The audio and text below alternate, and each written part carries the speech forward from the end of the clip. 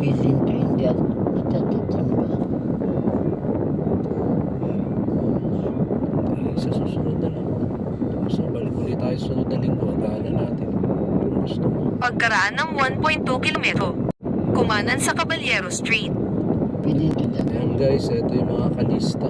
Yung mga dikit-dikit townhouse na. Townhouse style. Ayan. Ayan guys, yung mga ginagawa ko sa gilid. Ayun yung covered court. Ayun yung wala pang cover. Court pa lang. Feeling ko dati. Doon matatatimba. Dahil pag matitimba doon, oras, tapos content, ano yun? Ito guys, yung papunta na sa bahay. Yung sa amin Una Mall.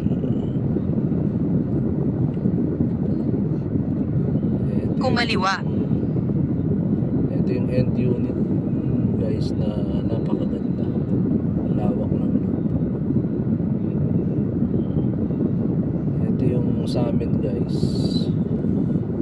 Wala pang bubong. Nauna pa yung iba. Nauna pa yung dalawa dun sa dulo. Ayan guys, ito yung sa amin. Kumaliwa. Nauna pa yung dalawa doon sa may dulo. Ito yung sa amin, metal paring pa lang nilagay. Siguro susunod na rin yun. Sana matapos na rin din. Kasi excited na rin kami makalipat dyan. Para makapag-umpisa na ng bagong buhay. Pasensya na kayo guys. Kumaliwa. Sa video ko, cellphone lang kasi. Kumaliwa. Medyo malikot. Ayan, Kumaliwa. guys, yung pagkaano, yung may bubong. Kumaliwa. Yung sa amin. Ewan ko, nauna pa to yung sa amin ay hindi sa bagay, sabay-sabay pala tong apat na to. Yung pati yung sa amin dun. Yung bago talaga yung nando sa kanan. Pagkaraan ng 200 metro, kumaliwa.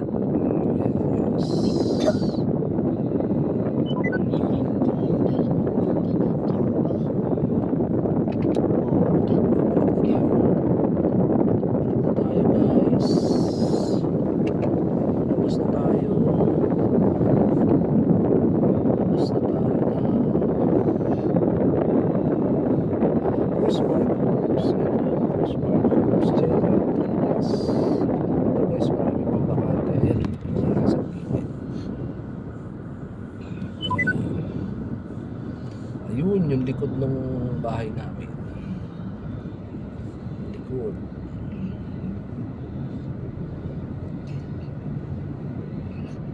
Ayan guys. Nauna pa yung nasa kantong-kantong yun. Pero tingin ko ano yun, mas nauna yan, kaya lang siguro minamadali na nung may-ari.